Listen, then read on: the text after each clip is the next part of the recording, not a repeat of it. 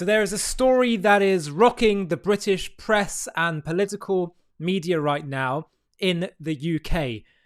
2 members of parliament say they are astounded after being denied entry to Israel. These are members of parliament Abtissam Mohammed, who you can see on the left, and Yuan Yang on the right. I doubt I needed to specify who was who in the picture. But anyway, they were traveling to Israel, and these are 2 members of parliament who have been highly critical of Israel. But they were questioned. They said they were coming as a parliamentary delegation, and they were denied entry. And I want to unpack the reaction to this, and I want to unpack the virtue of this, because many people are saying, what about free speech? This is unacceptable. They shouldn't be able to do this. Of all the people out there who are outraged, is none other than the Foreign Secretary, David Lammy, the British Foreign Secretary. He says, "It is unacceptable, counterproductive, deeply concerning that 2 British MPs on a parliamentary delegation to Israel have been detained and refused entry by the Israeli authorities. I've made clear to my counterparts in the Israeli government this is no way to treat British parliamentarians, and we have been in contact with both MPs tonight to offer our support." Now, just to be clear about David Lammy, he is the British Foreign Secretary. This is him over here. I've met him on a number of occasions. He, in my view, is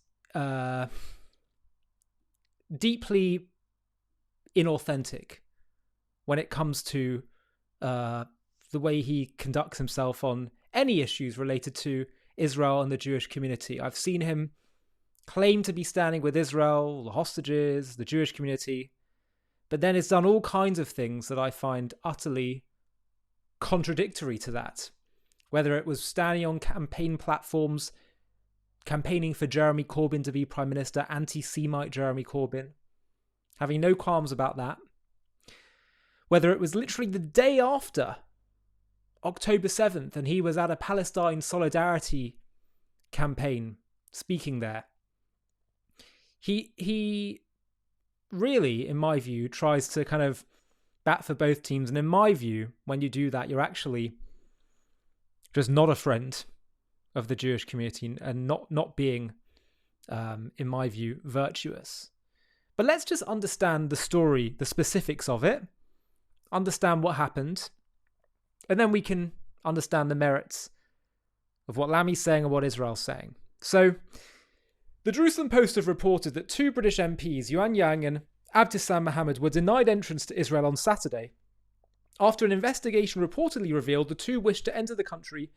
Why? To document the activities of security forces and spread anti-Israel hatred, Israel's Population and Immigration Authority announced. The 2 parliamentarians landed at Ben Gurion Airport 2:30 p.m. on Saturday after flying in from Luton with their 2 aides.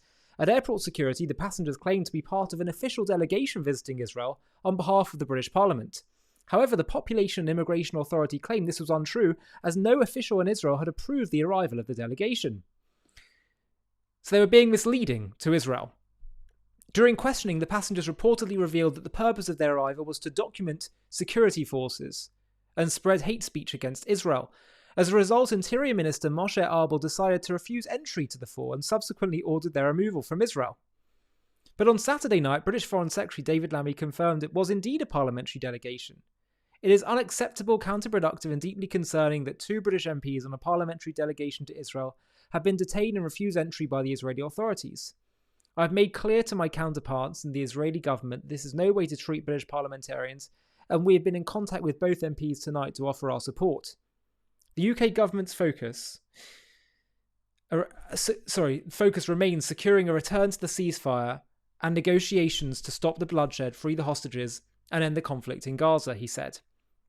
The Embassy of Israel in the UK account posted a response to the incident saying, Israel will not allow the entry of individuals or entities that act against the state and its citizens, promote calls for its boycott, accuse it with false allegations, or call for sanctions against ministers and elected officials.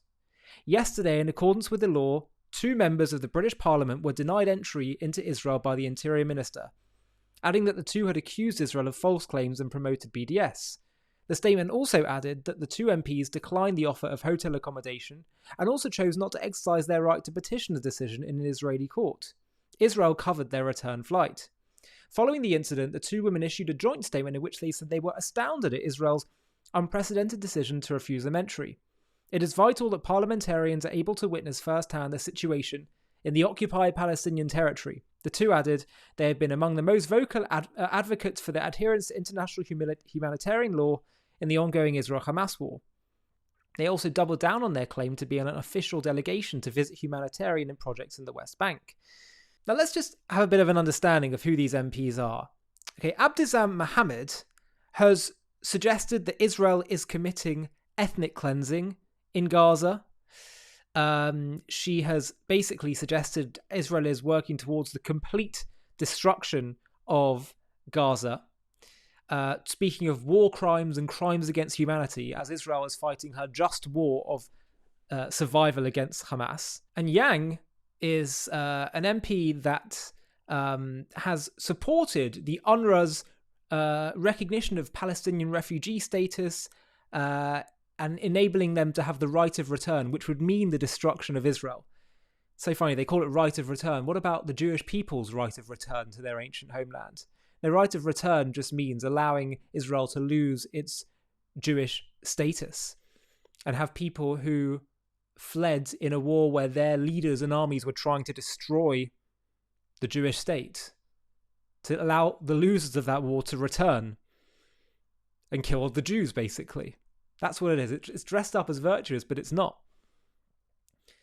And both of them have been using language of Israel. It's the blood libel language of Israel. They're just killing more Palestinians, women and children. It's all the women and children that are being killed.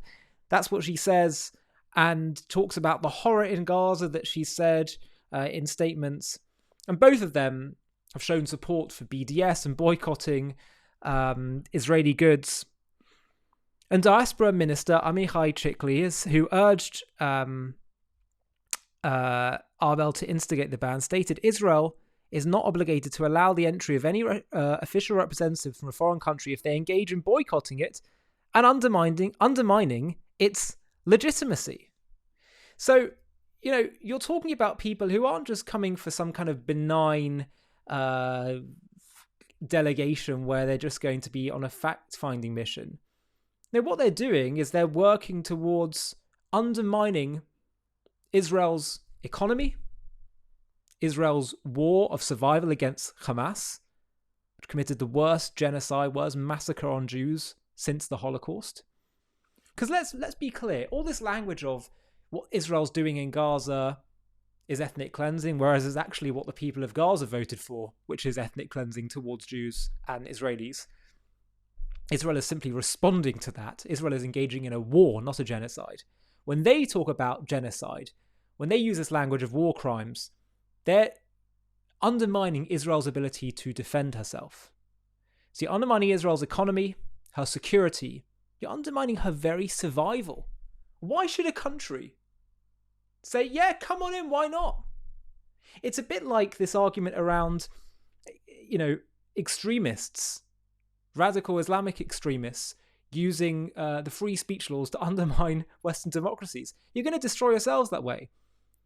If Israel says, fine, we're going to let any parliamentarians, no matter how damaging they are to our country, that's going to be the death knell of that country.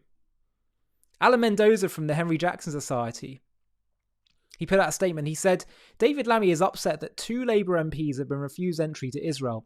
Ordinarily, I'd agree with him on a point of principle, except that 1, it was Lammy's previous Labour government who banned Dutch politician Geert Wilders from entering the UK in 2009. He didn't complain then about a democracy banning others from entry.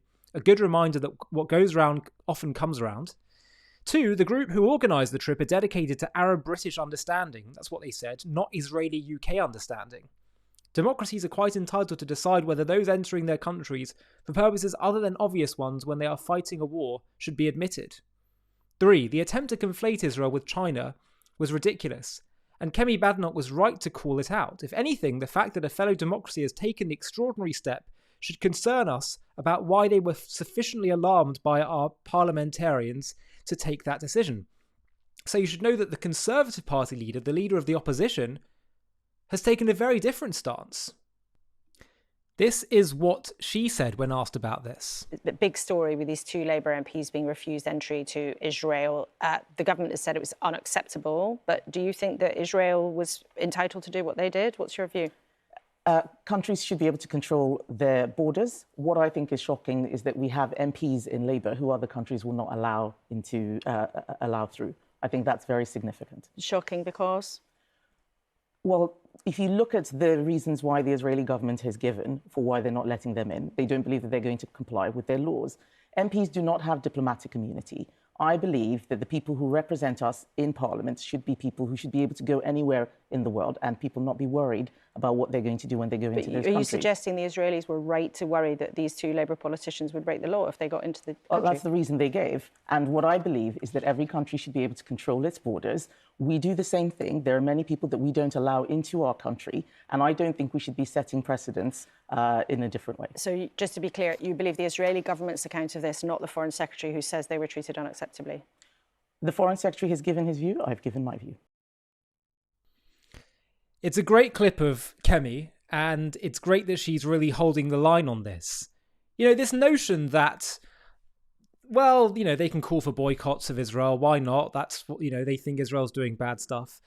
I'm sorry, but this is why we're so used to thinking that boycott's like a legitimate political position when it comes to Israel. Let's just understand how much of a double standard this is, how outrageous it is. So you can understand Israel's thinking in this decision here. As David Collier wrote, the undercover, investigative journalist wrote, he said, Israel's the most maligned and demonized nation on earth. NGOs like Amnesty obsessing over hating it. Media outlets like BBC News and New York Times spreading endless lies about it. Politicians like Jeremy Corbyn spend more time focusing on Israel than their own constituents. The United Nations invent kangaroo courts to find Israel guilty of everything and then condemn Israel more than all the other nations combined. And the International Criminal Court and the ICJ overreach to pretend they have jurisdiction just to charge Israel with fake crimes it has not committed. Israel is the only nation that faces consistent boycott calls and whose businesses are attacked globally with the aim of shutting them down. No other nation has calls for its destruction consistently sung in protest in capital cities throughout the world.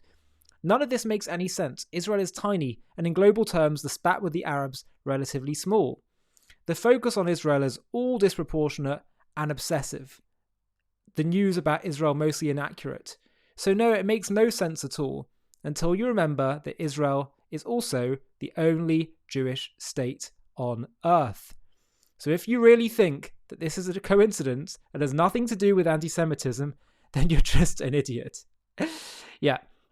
That's the point. So let's be clear. These MPs calling for boycotts, that does not make them in any way legitimate. And quite frankly, it makes the case all the more for Israel to say, why should we allow you to have free reign in our country? You know, it's just unacceptable. But the other thing that's been pointed out is the hypocrisy of the Foreign Secretary, David Lammy. I want to read to you the words of Stephen Pollard, a journalist, Jewish journalist who's written in Britain's The Spectator about David Lammy's hypocrisy here. He said, quote, I suppose we should name it the Lammy Doctrine after the titan of global diplomacy we are so privileged to have as our Foreign Secretary.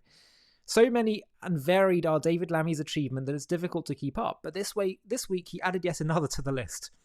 Responding to the decision of the Israeli immigration authorities to bar 2 Labour MPs from entry, he appeared to announce a new doctrine that British MPs are allowed to go where they want, say what they like, and behave as they wish, and no country on earth has the right to bar them from entering.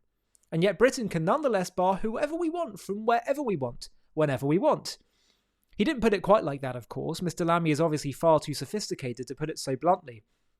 But as British citizens, we should surely all be grateful for his reinterpretation of Civis Britannicus Sum, the maxim of his 19th century predecessor, Lord Palmerston. And if that means trampling over Israeli immigration law, so be it. To recap, at the weekend, 2 Labour MPs were barred by the Israeli authorities from entering the country. According to the Israeli embassy, they declined to petition the court to appeal the decision, and so they were deported and flown home to the UK. Their names need not bother us. They are identikit Labour MPs of a familiar strand for whom Israel is an evil country. They are 10 a penny. Cue outrage from Mr. Lamy. It is unacceptable, counterproductive, and deeply concerning that 2 British MPs on a parliamentary delegation to Israel have been detained and refused entry by the Israeli authorities. I've made clear to my counterparts in the Israeli government this is no way to treat British parliamentarians, and we have been in contact with both MPs tonight to offer our support. Let's ignore the reference to the MPs having been on a parliamentary delegation, which implies some sort of official visit. In fact, the MPs were on a trip organised by the Council for Arab-British Understanding, a lobby group which has spent decades attacking Israel. Along with the Foreign Secretary, a series of Labour MPs and Sir Ed Davey, the Lib Dem leader, joined in with outraged criticism that Israelis should dare to refuse entry to 2 MPs. In her usual gloriously self-important manner, Dame Emily Thornberry informed the Israelis that they had been badly advised. It must be a source of immense relief to the Israelis that the chair of the Foreign Affairs Select Committee is now willing to offer them better advice as to how to conduct their affairs. It will be a real game changer for Israeli security. There's only one problem with all of this: the sheer galaxy-bending hypocrisy of it all. Take Sir Chris Bright, Minister of State for Media, Tourism and Creative Industries. Sir Chris said this yesterday in response to Conservative leader Kemi Badenoch pointing out the basic premise of national sovereignty, that countries are allowed to control their borders and determine who they admit. I think it's more shocking that a putative leader of our country should choose to applaud another country detaining and deporting British MPs rather than stand by the UK's elected representatives. What price free speech? What price democracy? He said. Sir Chris is not lacking in self-regard. Self-awareness, on the other hand, seems to be not his greatest asset. In 2017, he proudly posted on Twitter he had written to the Prime Minister, quote, asking her to ban Donald Trump from entering the United Kingdom on account of his support for far-right groups in this country. That's when Trump was president. Does Sir Chris think only Britain should be able to decide who is admitted to the country? Or does he think there is one law for people he agrees with and one law for those he doesn't? Then there's the Foreign Secretary himself, who in 2008 was part of the Labour government which barred Israeli politician Moshe Feiglin from entry, as it would not be conducive to the public good. I do not recall Mr. Lamy resigning in protest, nor do I recall him objecting the following year when the government barred Dutch parliamentarian Geert Wilders from entry. But above all this stands the issue of the ICC, the International Criminal Court's arrest warrant for Benjamin Netanyahu. One of Mr. Lamy's first acts as Foreign Secretary was to drop the UK's joint action with Germany seeking to have the arrest warrant overturned. The warrant, as is clear to anyone who looks objectively at this issue, is the product of a deeply politicised court and is entirely without merit. But should the Israeli leader seek to come to the UK, he would be arrested and extradited to The Hague. In other words, the very same David Lammy who considers it an outrage that 2 MPs have been refused entry to Israel because they support a boycott of it, also considers it entirely right that the leader of Israel's government should actually be arrested should he come to Britain. This is now a full-blown diplomatic crisis between Britain and Israel, a matter that will be of almost no concern to Israel given the behaviour of the current British government. It is nonetheless instructive as an illustration of hypocrisy as a driving force in politics. So really, David Lammy is no friend of Israel. He's no friend of the Jewish community.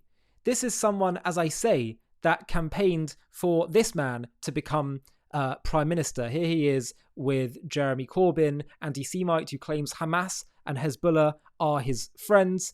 He was campaigning with him to become Prime Minister in, I think, 2017 and the 2019 elections. To me, that is unacceptable.